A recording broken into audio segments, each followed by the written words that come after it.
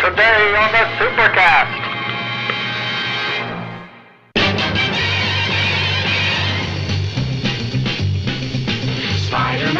Spiderman does whatever a spider can. Spins a web any size, catches thieves just like flies. Look out, here comes the Spider-Man.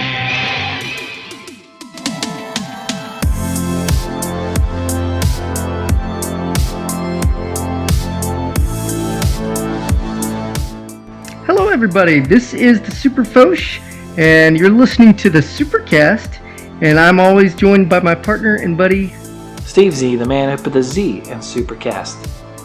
And if you couldn't tell by that awesome intro, we are talking about Spider-Man. Specifically, the end of the Tom Holland trilogy, No Way Home. Steve finally sat down and watched it last night, I think. Yeah. And I rewatched it earlier, and we're going to talk about it. Yeah. I've been meaning to watch it. It's just, I'm a cheapskate. I haven't gotten around to watch it. I didn't go see it in the theater. Dude, and it's cool. I was like, I don't want to pay for it. And I was waiting for it to come to Disney Plus, but of course Disney Plus, and they're like, no, we're not going to bring that one because it's a Sony movie. Yeah. So yeah, I ended up having to do the red box. Well, we're going to definitely get into this movie because there is a lot to get into. But we do want to kind of start out by kind of getting everybody to date on how Spider-Man has been portrayed over the last 20 years, I guess, in film. All obviously starting with the Tobey Maguire series, and I really love that series for the first two films, and I was disappointed in the third one, but I didn't hate it so much as other people did. But what about you, man? What did you think of the Raimi series when it came out? I really liked it, especially the first one. I remember it came out at a good time, and it was actually like the biggest opening weekend ever, and I went and watched it that weekend. I remember we went, me and a couple of friends. It was like the second theater we went to because all the shows were thrown. I mean, they were already sold out, and we got some of the last tickets at that theater. So we got to catch it. It was pretty awesome, and went and saw the second one twice in the theater. It was really good. Liked it even more. Now, I don't know if you remember this, but when the second one came out, we were actually together on vacation with my family, and we went and saw the second one together. Yeah, I think that was the second time I saw it. So yeah, definitely liked it.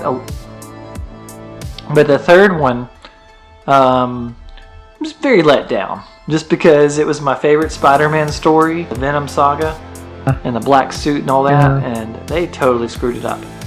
Now I'd probably like it a little bit more because I know what to expect. I know a little bit more about tone in movies, and I'm a bigger Sam Raimi fan after seeing his other films.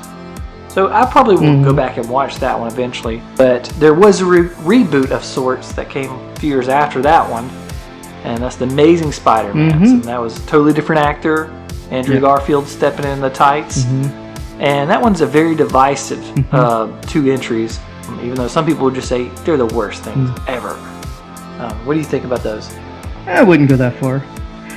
I really wouldn't go that far. I mean, as I said off air, I really love Garfield's Spider-Man. I think he encapsulates the, snarkiness, not snarkiness, but playful thing and banter with the bad guys and stuff. And so I really liked that part of the films, but his Peter Parker was just too cool for me. And what I mean by that is, in the Tobey Maguire series, you knew this kid was like really, really smart and kind of a dork, and it's almost like, and I don't mean to completely compare it, but it was almost like Superman and Clark Kent the way Chris breathed. There was definitely a distinct difference between the two characters, and I think that's what Tobey Maguire did really well. Not so much Mr. Garfield. I think he was cool all the time, maybe a little bit too much. It's a different take. My thing about it was, I just got done with this one trilogy, and I really liked it. And I didn't really want to see it come back. I was just like, really, another Spider-Man movie? It was just kind of like, do we really need this right now? Especially since I found out, they're going to do the whole Uncle Ben thing again. It's basically the origin story, and like, I've already seen that, and it was really good the first time. It's only been 10 years. Too soon. So I really want to see it again, so I just kind of skipped out on it. I saw some scenes on television, things like that, and I'm with you from what I saw. I don't know, I just was not a fan. I'm not going to say it's the tone or anything. I think it's just the way the character's written and sort of the way it's done. And I know the second one is very notorious as one of the worst superhero movies ever. Right. So I want to see that one just because I heard it's a train wreck. I mean, they like introduced the Green Goblin. It's like, oh yeah, you're my best friend, buddy. And they've never met before. They've never even mentioned him before that scene. And it's like, I haven't seen you in 12 years, but I'm your best buddy. I want to, yeah. So it's like very silly stuff going on. So that one got the can shortly after that. I mean, and that is Sony that owns the rights to the character and everything. And the problem was there was this other kid in town that was killing it, and that was the MCU. So that's when they got to talking. It's like, man, this is kind of stupid. We got Spider-Man over here, and yeah, he's got his characters, but I think we want to kind of like piggyback on this whole MCU thing. And that got them in discussion, and they orchestrated the deal. It was like, hey, we'll let you use the character. We just want to cut of that good moolah that you guys are making, because think about this. This is after Avengers. This is the, I mean, billion-dollar movies are like the MCU thing. So they want to get in on that. And we do see the new Spider-Man show up in Captain America Civil War. So what did you think about that debut for our new actor? Okay, so my only negative with that is the fact that they showed that in the trailer. Like, I love seeing it and everything, but it was like, oh man, just think if you just sat in the theater not expecting it at all. I mean, it would have blown people's minds, I think, but it was still cool to see, even though it was a little bit spoiled. And I think Tom Holland definitely took the reins of Spider-Man and Peter Parker and just ran away with it. I think he's the most believable as a kid. I think he's the most believable as the dual personalities kind of thing. I think he does a little bit better than Tobey Maguire on that, which is saying a lot, because again, I really like Tobey Maguire in the role, especially in the original series for him. But yeah, Tom Holland, once you watch Civil War and you get to know his version, you're like, dude, they got to give him his own movie, right? I mean, you know, it was inevitable at that point. And sure enough, they did with Homecoming. Obviously, a little bit double meaning there with Homecoming to Marvel and that kind of thing. So I really love the first movie. I don't know, it was really exciting, really fun. What a comic book movie should be. It wasn't too dark. We didn't, thank God, have to see Uncle Ben get killed again. He was already dead and gone. But I am kind of curious who they would have put in that role opposite of May. I think all in all, I think they were good in kind of bypassing that whole Uncle Ben death thing. How about you? I'm glad that they skipped the origin. That he's just Spider-Man. He's showing up. He's doing his thing. Iron Man tracks him down to recruit him for his team. And I'm with you. I liked his debut, and I really liked Homecoming. I liked it even more. I think that Tom Holland, he's got the whole Spider-Man thing down, and it's. I like it because he's actually got the physicality. He can actually do a lot of the Spider-Man stuff, like he was gymnast and all that. So I thought that was really cool. And I really like him because, like you were saying about Garfield, he's not too cool. He's very nerdy. And I love it, his communicating with girls, like Zendaya, trying to get with her and all that. Even though in the first movie, I don't think he was trying to. Wasn't he trying to date another girl? I haven't seen it in a while. I mean, there is another girl. I don't know. Yeah, but I guess so. I guess he was trying to, because they do go on sort of a date thing, and her dad is obviously played by the great Michael Keaton. Yeah, that one was great, just because they rectified a lot of the things that we see bad in a Marvel movie, where the characters are the afterthought. It's just more about action and all that. This one really centered around the characters. You got to know them better. They had to introduce all these new people, such as Ned, Peter Parker's best friend, and as I was saying, Zendaya's MJ. And of course, we had a very intriguing villain, the Vulture. So it was pretty cool. Definitely. Good story. That one was awesome. The second one came out. My one word going in this film, and this will be my last comment, is based on the previews, we obviously knew Iron Man was going to be in the film. And I was a little bit afraid that it was going to be too much Iron Man and not enough Spidey. But to my great pleasure, I think it was just enough Iron Man. I think they did great to not let him overshadow the entire film, because that would have been a little bit of a disappointment. Yeah, well, that actually is my only critique of the Spider-Man in the MCU, is that he's so tied to Tony Stark. It's true. And I think that's, well, actually this third movie that we're going to talk about eventually, that they've kind of rectified that a little bit. Yeah, exactly. But he was just so dependent on Iron Man. I mean, it gave him his suit and all that. He's just like Mr. Stark all the time. And I guess he is sort of that father figure, that mentor. So I guess he needed that as a superhero, especially in this first one. And in Infinity War, we all know what happened there. Spoilers. In case you didn't know. Yeah, Spider-Man's dead for 5 years. Yep.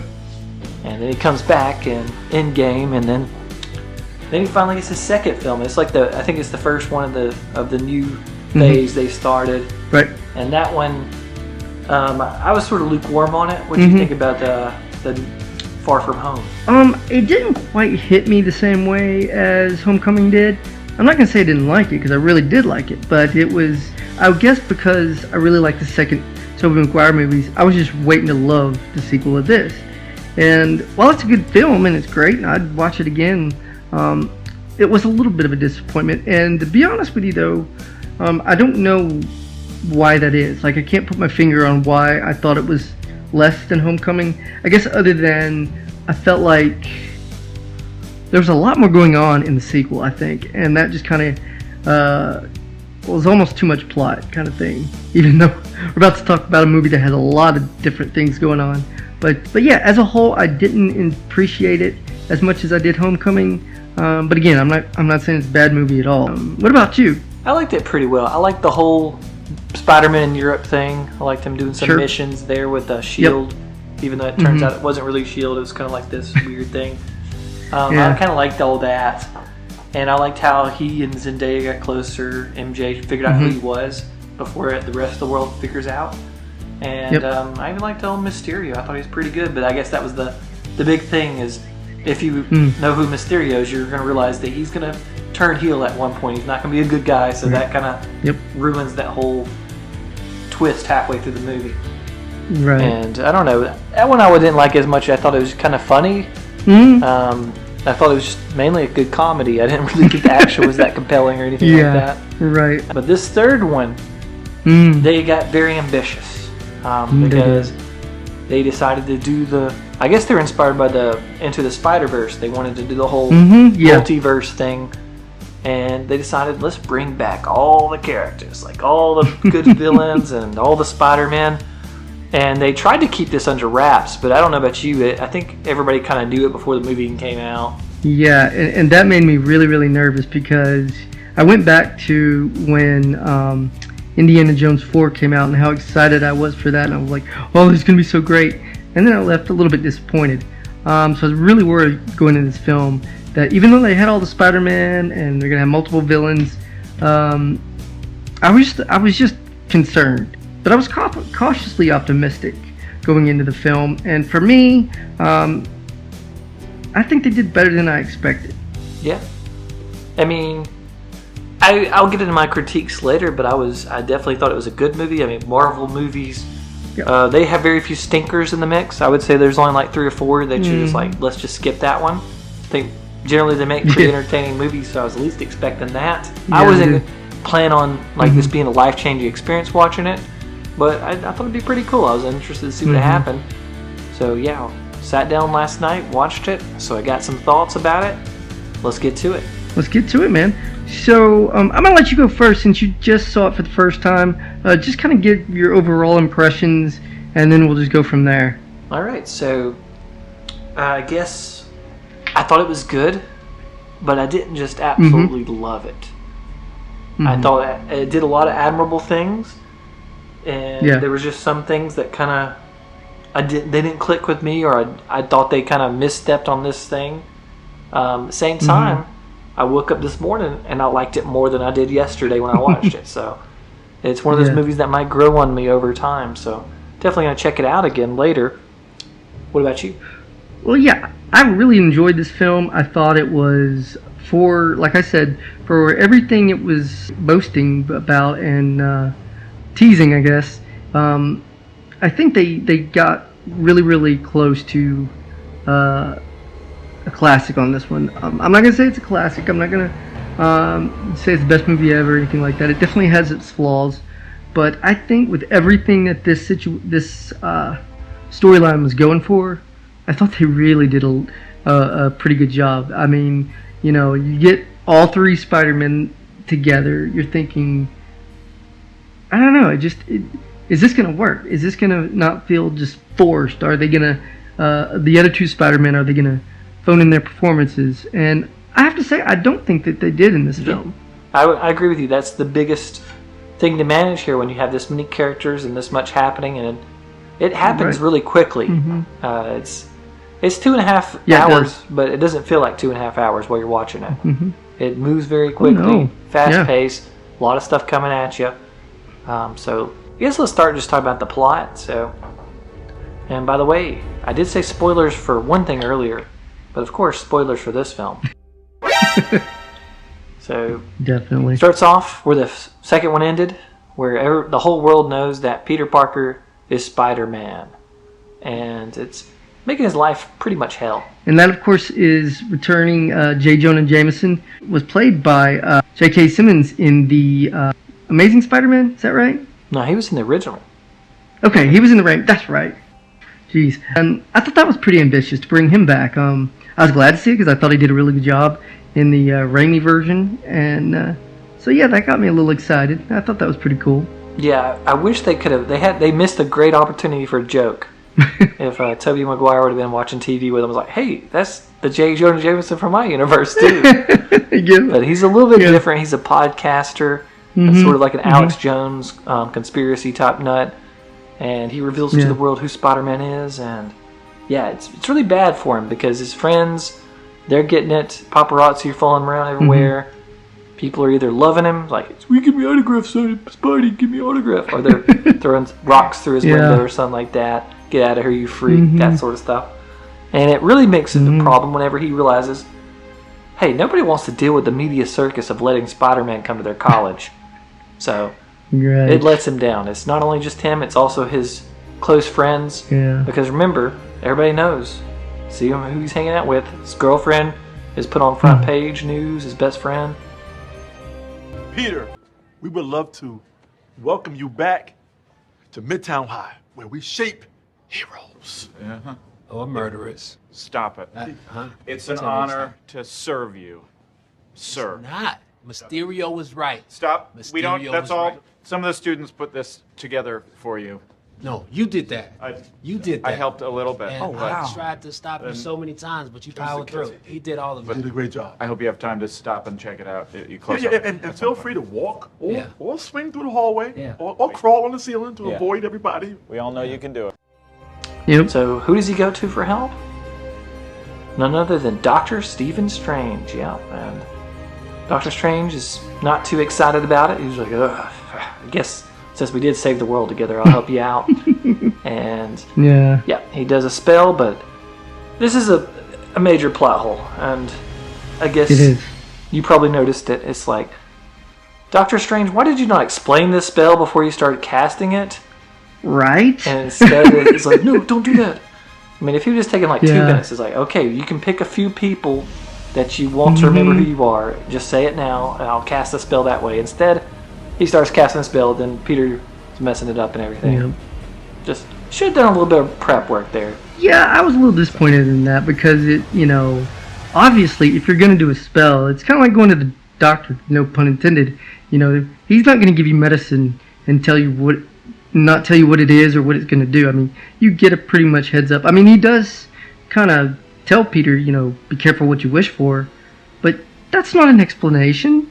You got to go a little bit more detail for that. So I was a little bit disappointed in that, but I guess they had to put some drama in there. It's one of those deals where you don't have a movie if this doesn't happen. Yeah, exactly. Because after this, the spell goes awry, and all these various people throughout the multi-universe that know who Peter Parker is are coming with any major things about the plot.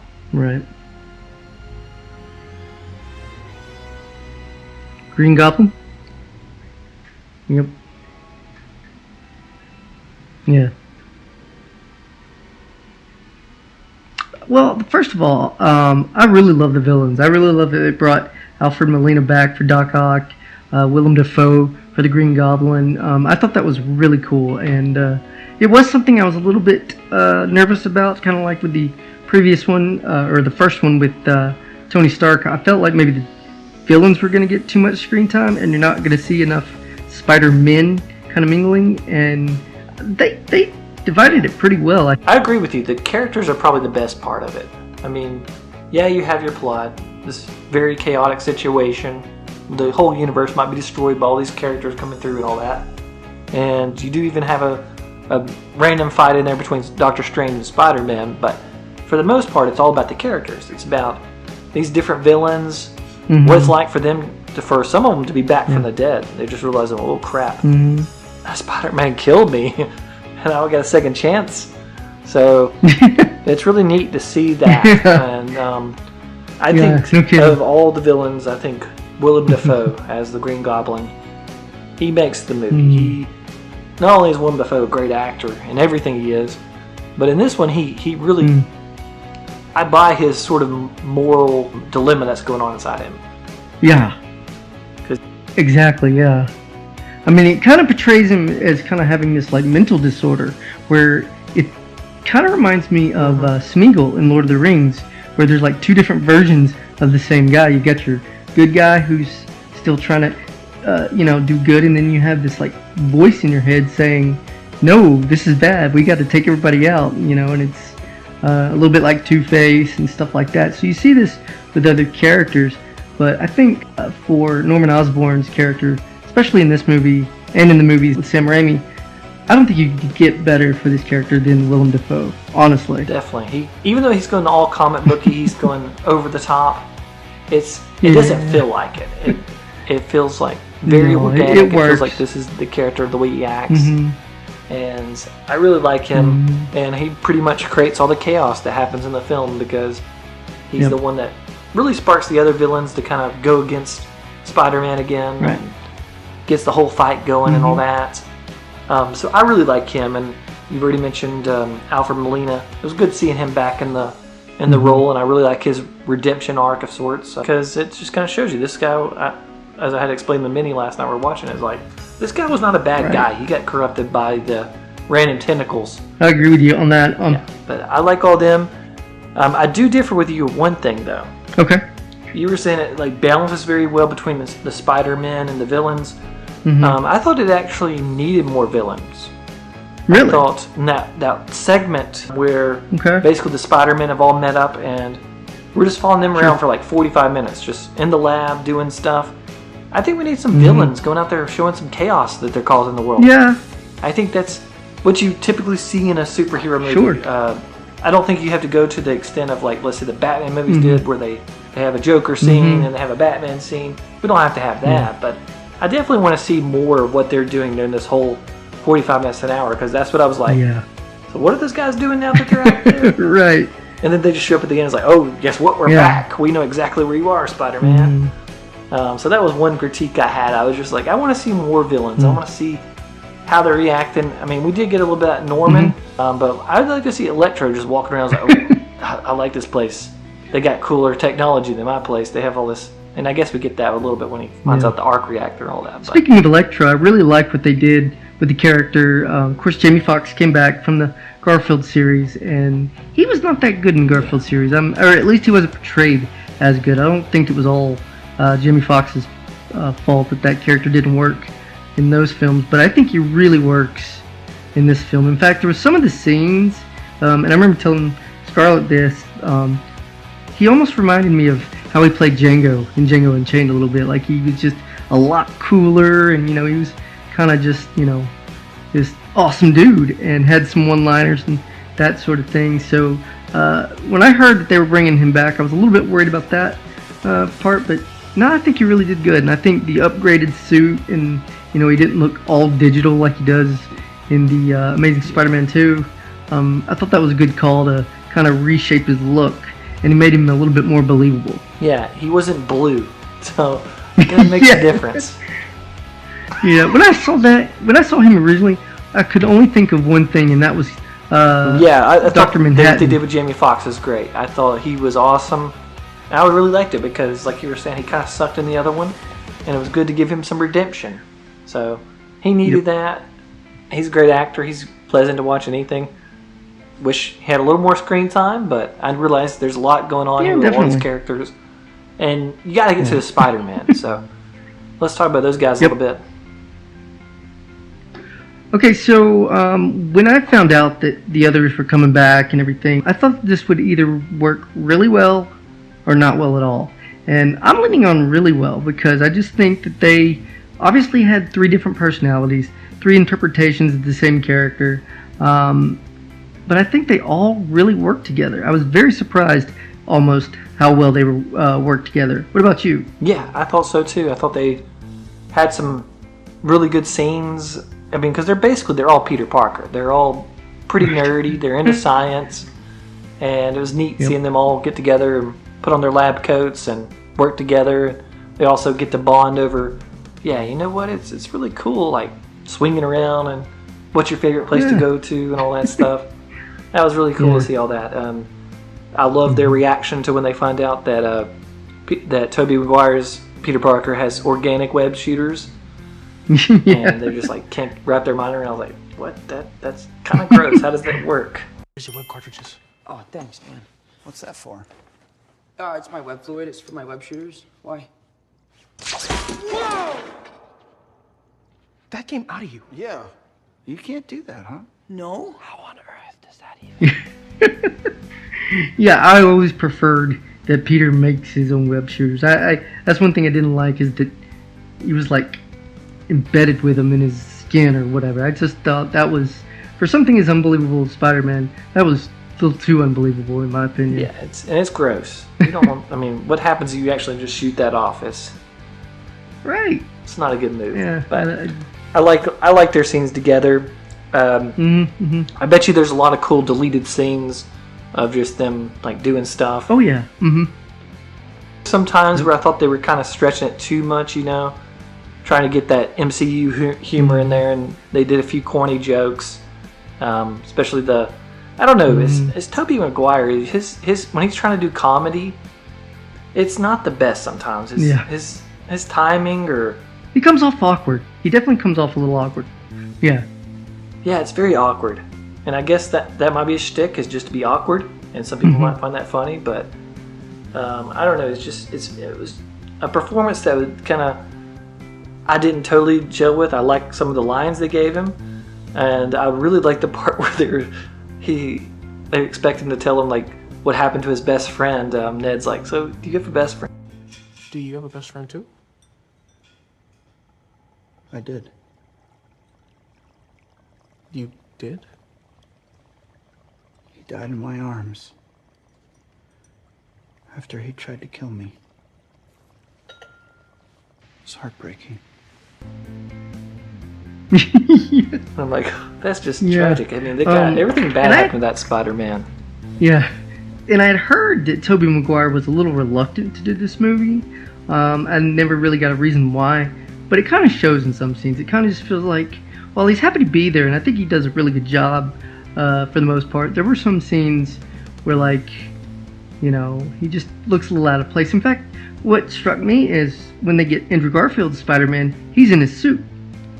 And then they get Tobey Maguire, and he's not in his suit. And I thought, why not? Why couldn't he just be in the suit too? Yeah. I thought that was kind of interesting. Yeah, he was keeping it hidden. I don't know.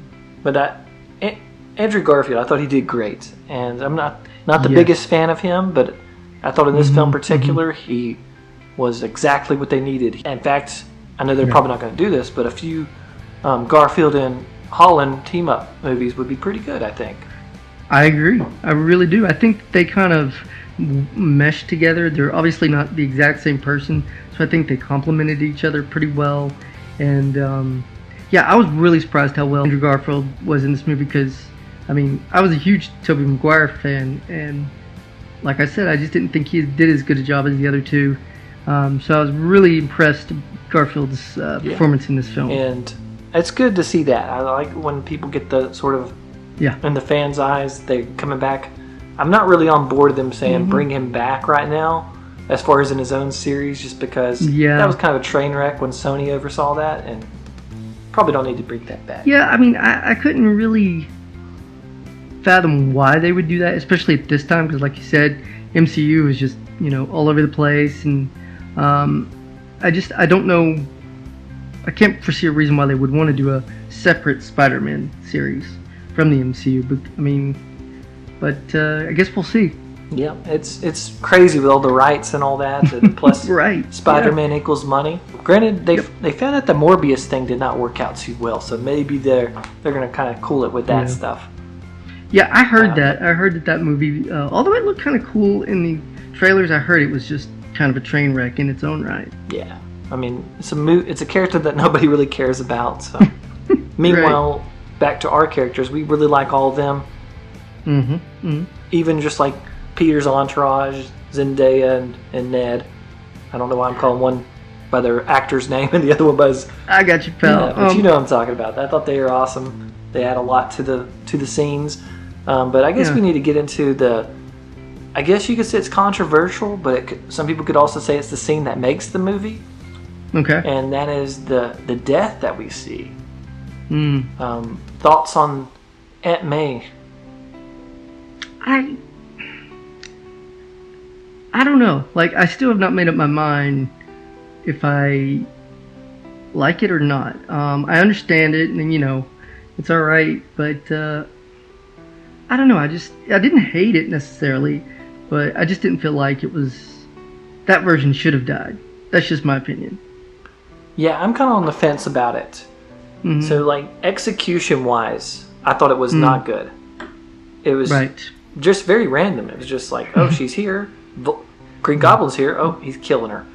And it just kind of like the way it was shot and sort of executed, not a fan of. In principle, I like it just because, like we were talking about at the beginning, there is no Uncle Ben in this character and in this universe.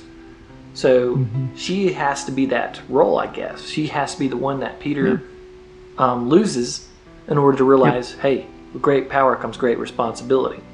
Right. And I don't really like the execution just because, you know, in the original story it happens because Spider-Man turns his back and doesn't help out. Yeah. And in this case, he was trying to do the right thing. He was trying to help out these villains. So, like I said, execution is not that great. I like the idea of having this moral compass established for Spider-Man, especially since he does not have that Uncle Ben type figure to put that in him. And it really comes back at the end of the movie. It's probably my favorite scene. But this particular scene, the way it's shot, the way it's executed, not a huge fan. Yeah, I agree with that. I mean, you've watched other film franchises where like Padme dies in Star Wars and, a couple others. And so I kind of almost expected Aunt May to die in this film, but I was still a little surprised that they actually did it. Like, I was like, okay, Aunt May's dead. All right, There's no build-up to it. Because I don't think she even died in the Tobey Maguire version. Yeah. No build-up or anything. It just happens. I do like Tom Holland's acting afterwards, though. I think his grief and his the way he feels, it's probably the best acting he does in the whole series to this point. Yeah, I thought Tom Holland just gets better and better with his role. You can tell he's comfortable. You can tell that he has a really good grasp on the character. And as we've said before, he is the most believable Spider-Man of the three. Not knocking the other two too much, but I think this is probably my favorite just because he was a kid. He felt like a kid, and he kind of reacted to things as like a teenager would. So I think if you're wanting to get the closest to maybe the comic book version, I think that would be definitely Tom Holland. Yeah. Any other things you think just work in this film? I really love Zendaya's MJ. I think she gets better and better with the role. I think she was a little awkward in the first one, even though I think that was probably on purpose. But actually, I really bought their relationship, Spidey and MJ's, in this film.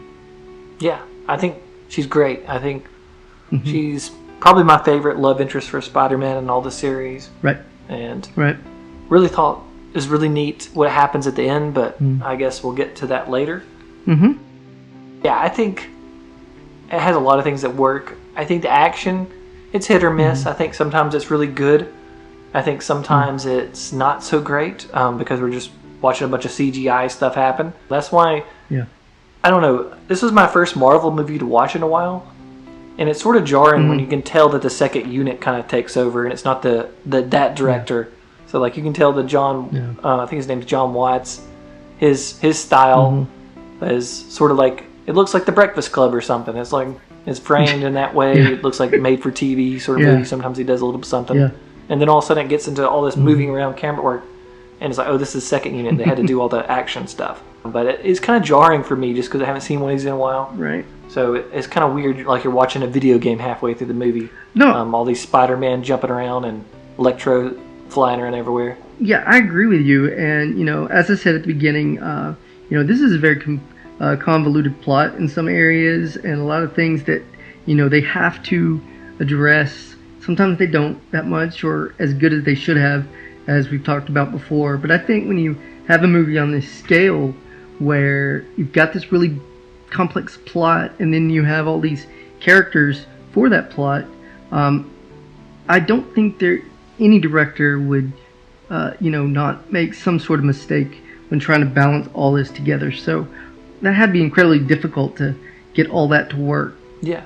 I mean, it's the same thing we saw with like the Avengers Endgame and Infinity War. Yeah. You get all these characters. Yep. You got to actually have to care about them. And I think that's what, when this movie starts succeeding for me, it's like the second half of the movie, when I start caring about everybody involved. I care about all the Peters. I care about the villains. I care about Peter's entourage. I want to see them all sort of succeed. And I guess that's the great thing about the film, is they do.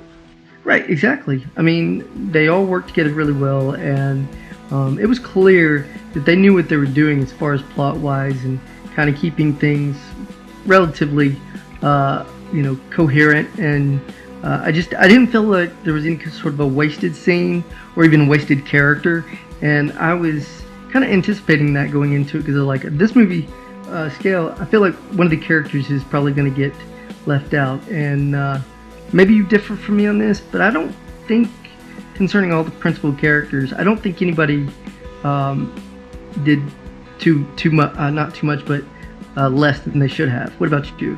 I probably could have done without the Lizard and possibly Sandman. I kind of didn't think they really added anything. True, yeah. But other than those two, I think the characters are the best thing about the film. Like I was saying earlier, I think the second half of the film, once we get invested in these characters, that's when it starts working. At the first half, so much happens and it kind of is jarring. But then once the movie really gets its legs and gets going, it's a fun ride. And that's kind of gets me my last point, because I've thrown out a lot of critiques as far as plot and just the direction. I'll say the MCU movies, you've got to know what you're getting into. And that's why I think if you sit down and watch this movie, you cannot watch it like you would, and I don't know why I was trying to do this, you cannot watch this like you're watching a very well-made movie. I mean, last superhero movie we talked about was Superman. Right. Superman's on a different tier than Spider-Man No Way Home. That's my opinion anyway. As far as the way the filmmaking's done, the direction put behind it, the love put behind it, and really the time. I mean, that movie, they spent years developing that. Right, exactly. MCU, on the other hand, they're cranking out like 3 or 4 a year. So it's more of a formulaic thing. That being said, that's why you can't take that sort of point of view when you're watching it. You got to realize you're watching an MCU movie. Yeah. And that's why I say, if you're a Spider-Man fan, you're going to love this movie. Oh, yeah. It gives you everything you want. Exactly. I completely agree with you on that, considering, like I said, the plot, the characters, all the many characters that were in there, and you know, and still made it a awesome movie. Yeah, and just talking to you about it has made me like it even more. I see what they did right. I think the biggest thing they did right is actually the ending, how it lands, because it fits into the whole grand scheme of things. Because this is not a standalone film, really. It's very episodic. It helps if you've seen the other Spider-Man movies too, because then you get those payoffs. Yeah, it does. Of Green Goblin getting cured and all that.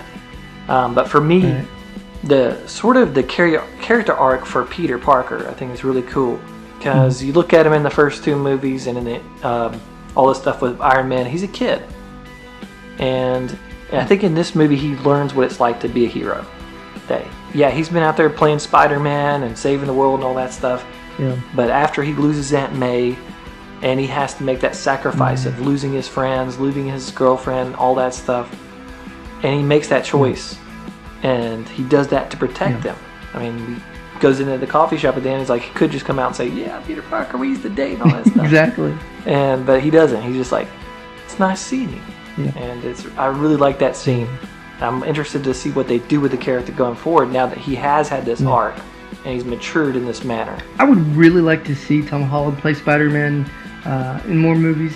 I could watch him play Spider-Man in another trilogy if they so did so. But I just, like I said before, I really love Tom Holland's portrayal. It got better and better and better the more you watched him in the movies leading up to this one, and then of course this one too, because so much was going on. There was a lot of heavy stuff in this film, and you know, his acting and his portrayal of just heartbreaking emotion, I thought was really done well.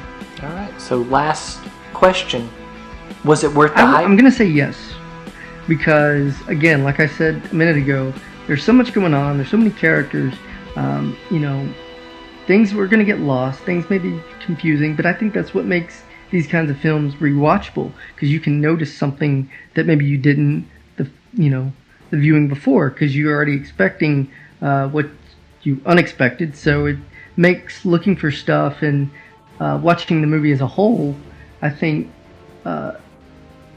makes it a better film. I'm still on the fence about it, and I'm gonna say that's a me thing. I think, like I was saying, if you're a Spider-Man fan, or I think better yet, if you went and watched this movie back in December when it was at the height of its hype, you would have been very satisfied with the viewing experience. I think if I saw this in the theater and I would just had a fun afternoon or evening watching it, I think this would blow me away. But just where I am right now in my film watching experience and all the movies that I've been exploring, I probably didn't have the best mindset going into this one. So it didn't live up to hype for me. But now that I've gone past it and I've digested it a little bit more, maybe it has. I don't know. Maybe this is one that I'm going to like more the second time. So I think it's very good. I think it's worth your time. And it sets up the next one in the series pretty well, as in Doctor Strange Multiverse of Madness, which probably be worth checking out too. Yeah, definitely. And I'm sure we'll make an episode on that after we both watch it and see what our thoughts on that. But going back to this film and kind of closing everything out, I think it's a solid film. For me, it does tick all the boxes of a good Spider-Man film. I am a Spider-Man fanboy. I mean, one of my favorite games of all time now is the PS4 Spider-Man game. So, you know, but having been burned before, you know, I was cautiously optimistic, like I said earlier. And for me, in my 2 cents, I think it more than exceeded what it needed to be a great film. You go into the film expecting that, then you will be satisfied. Yep. I completely agree on that. Yeah, so check it out. It's on Blu-ray now, as it has been for the past like 2 or 3 months. Don't know when it'll ever go to Disney Plus, or if it ever will, because that whole Sony I don't know. But definitely have some more stuff coming down the pipe. We do. Been talking about several ideas. I really want to watch a film that came out last year called The Green Knight. We're talking about watching that. We're also, as we were just saying, Doctor Strange, the new Doctor Strange film. So just keep an eye out for that on our social media, because we will announce that soon enough. We're doing some behind the scenes things, trying to plan it out. So where can they learn about that again? You can go to Facebook and look up in the groups, and it's SuperCaZt with a Z. And you can go on Twitter at SuperCaZt with a Z.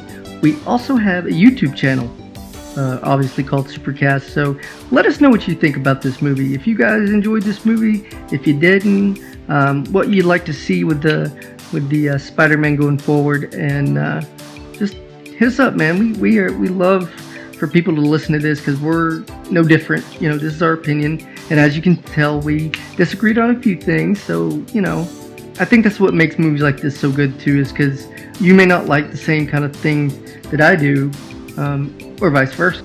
Cool, and we'll leave it on that. So thank you yet again for tuning into the SuperCaZt, and we'll catch you next time.